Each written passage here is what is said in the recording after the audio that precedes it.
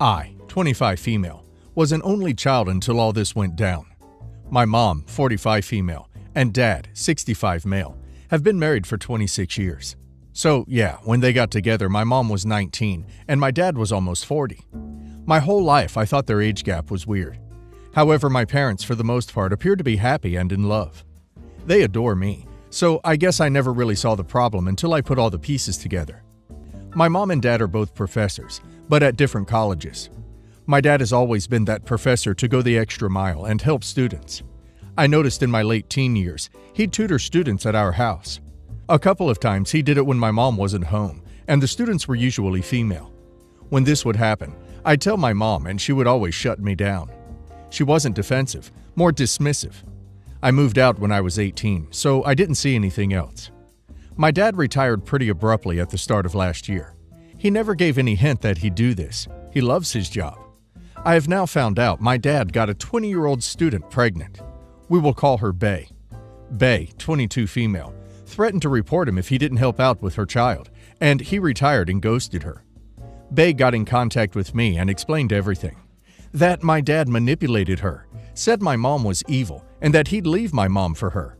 She admits to being stupid and in love. They had a relationship for about a month, then he started ignoring her. She sent me a photo of my half-sister, and she looked exactly like me. She's almost 2. Bay asked me to meet her and her daughter, and I said I'd think about it. I decided to let my mom know beforehand, and to my disgust, she already knew. Bay has been contacting my mother this whole time, and my mother ignored her. Bay and her daughter live in their car, and all she wanted was a little support so they weren't homeless. I was disgusted with my mother and father. My dad ended up coming into the room in the middle of the conversation and told me Bay was just an S, and the kid wasn't his. He also admitted to cheating and said my mom had forgiven him. My mom laughed and said Bay was beneath them, and if she wants help, she can get on assistance. I was so angry I yelled at them. My dad asked how he could make it better, and I said get a DNA test. It's been a few weeks, and my dad is the father. I have met my little sister and Bay, and I love them both so much already. Bay and her daughter have moved in with me, and I'm helping Bay get a lawyer so she can go after my dad for child support. I've also found out my dad has had affairs with dozens of women ages 18 to 20. My dad's a creep, and I can't even look at him. My mom found out about Bay and my sister living with me, and she won't stop calling and texting me. She keeps calling me a traitor and saying if I don't make this right, she'll disown me. I love my mom, I do, but I told her she has no right judging me when she knew all of this and did nothing to help, and didn't hold my dad accountable.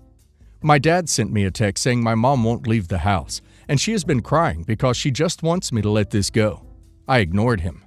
I don't know why I'm choosing this hill to die on, but it just feels like the right thing to do. However, I'm having second thoughts.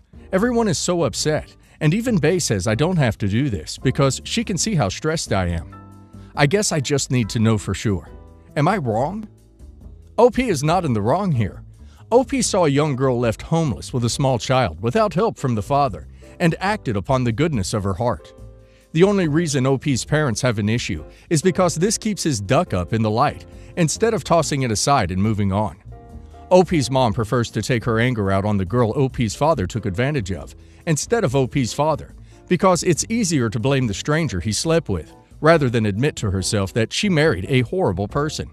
She likely wants to push the incident into the closet and never be spoken of, thought about, nor reminded of ever again, and thus hence her anger at OP. Plus, easier to be mad at her child than at her husband. OP is doing a good thing in my opinion. And now let's see if the community agrees with me. Nikki Rain says, I'd be willing to bet you have a few more siblings you don't know about. Compsverg0 says, I understand your mother's anger, but your father is the a-hole. You are not the traitor, he is, and that's what you should tell your mother. He ducked up. Even if they had an open relationship, this behavior is not okay. Irish Kathy says, is it possible that your mom was in a similar situation 26 years ago with you, but your dad chose to marry her instead of ghost her? The girl needs a lawyer to get child support from your dad. You are being decent. In my husband's family, you inherit from your grandparents. My husband's father got it into his head that our son was the product of me having an affair. He said that he would not set aside money for him unless we got a paternity test. My husband told his father to go duck himself, and we cut him off. It has been a couple of years now, and he wants back into our lives. But he still wanted a paternity test. My husband and I talked about it, and we agreed, under the condition that when it turned out that my husband was the father, the money for our son would be in an irrevocable trust for his future, even though obviously his grandfather is not passed away. He agreed, and we did a test, sort of like 23andMe, but more reputable in private. It just so happens that my son is indeed my husband's child, but he is not related to a bunch of his paternal relatives. My husband's mom is a saint, and she divorced her jackass ex a long time ago. He immediately started crapping on her for cheating, since obviously the test showed that my husband was illegitimate. 2 tests later, the results are back, and my father-in-law is definitely my husband's father. My father-in-law, however, is not the offspring of the man he always thought was his dad. We had a legally binding contract, so my son has his inheritance waiting for him when he turns 25. We saw my father-in-law over the holidays, and he was complaining about how he had to liquefy some of his assets to set up the trust fund. I said that if he had just accepted his grandson and hadn't been such a jerk about it, then we would all have been happier. He got very quiet and very angry. He said I was being rude to insult him like that. I said that he had been rude to insinuate that I was cheating on my husband, and that technically, he was indeed a jerk. He is furious with me and mad at my husband for letting me talk about him that way. My husband told him that he brought all this on himself, and that if he wants to be in our lives, he will treat us all with respect. He followed up that since we have the money now, there's nothing he can hold over us if we choose to kick him back out. We are hearing a lot from relatives of my husband. Some good, some bad. Overall, they think I need to be more polite, but they agreed he did this to himself. So he barges into OP's family's lives, demanding a paternity test, accuses OP of cheating, but OP needs to be more polite? He made his bed, now he has to lie in it. And now let's hear the community's opinion. Anxiety Nervous says, "Not the a-hole at all. Karma is a B. Thanks for the laugh, that was great." Serious Watercrest 38 says, "Not the a-hole. It's so great to see a married couple behaving like a team and putting the father-in-law in his place. Congrats." Kioma Pie says, "Not the a-hole. All parties agreed to the terms. Don't dish it out if you can't take it. Karma's a B. Father-in-law is lucky you let him back into your lives. So as long as everyone is respectful, then there should be no further issues. Mean words? Yes.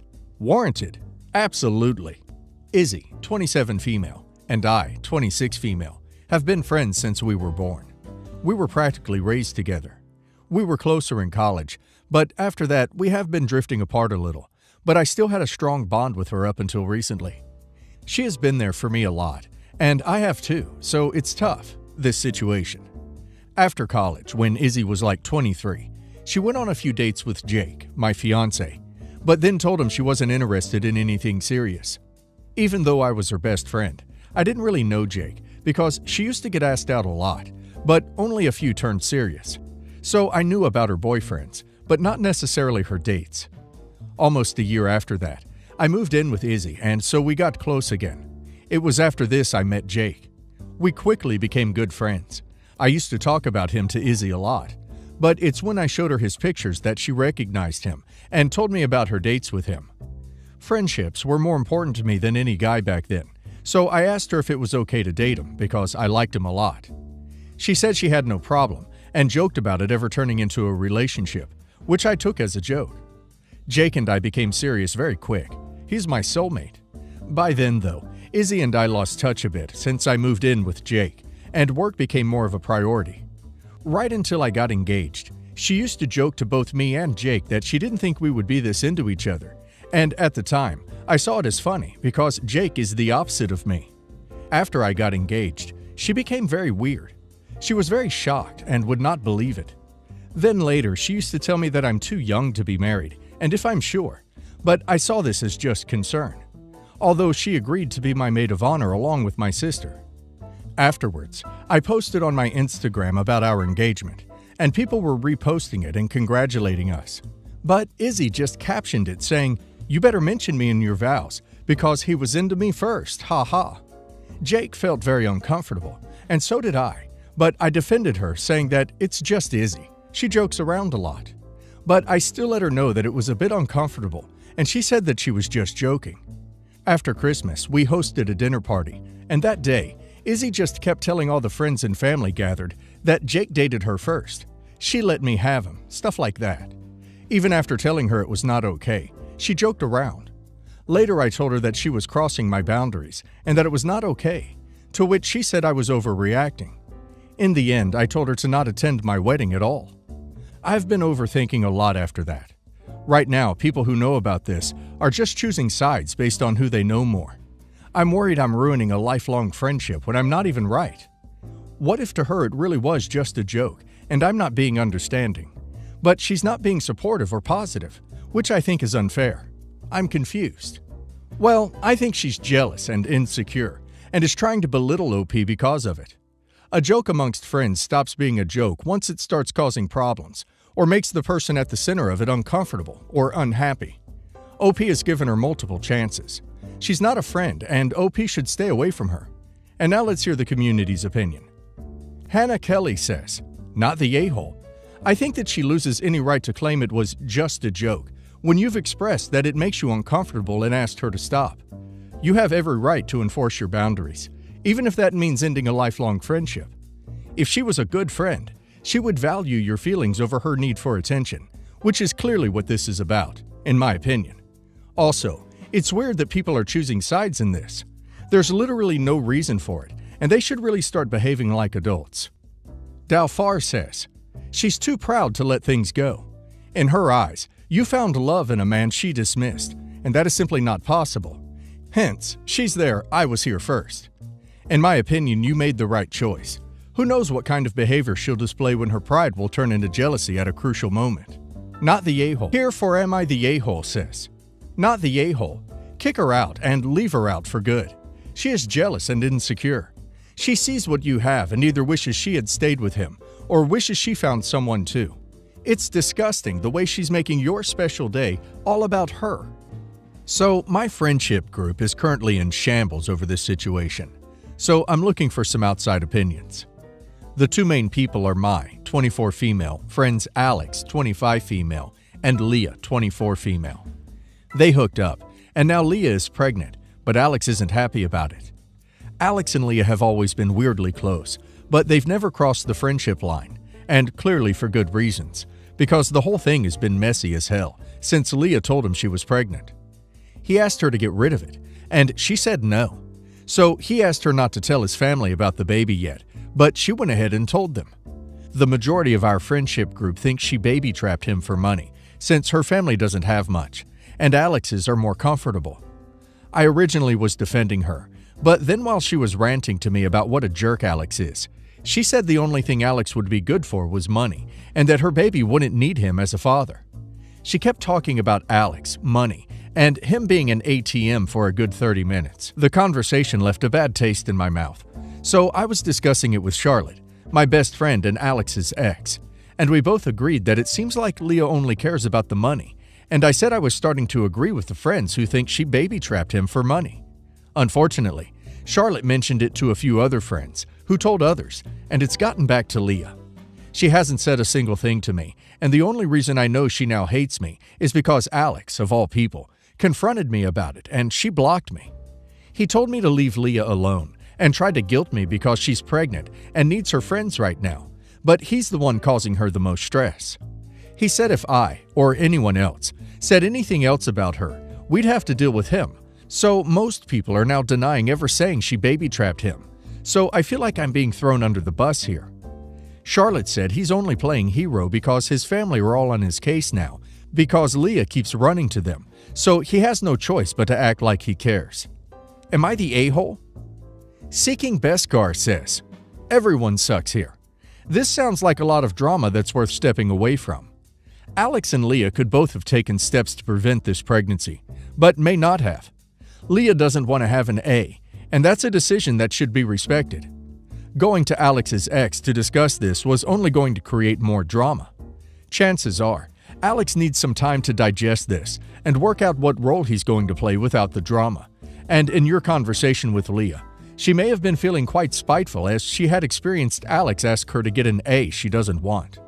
That's a lot of emotions going around at once for both of them, and pregnancy hormones can be literal hell. It doesn't excuse what she was saying, but it is a worthwhile factor to consider. Squirrels are evil, sis. You're the a-hole. Stop calling Leah your friend, because you are not a friend to her.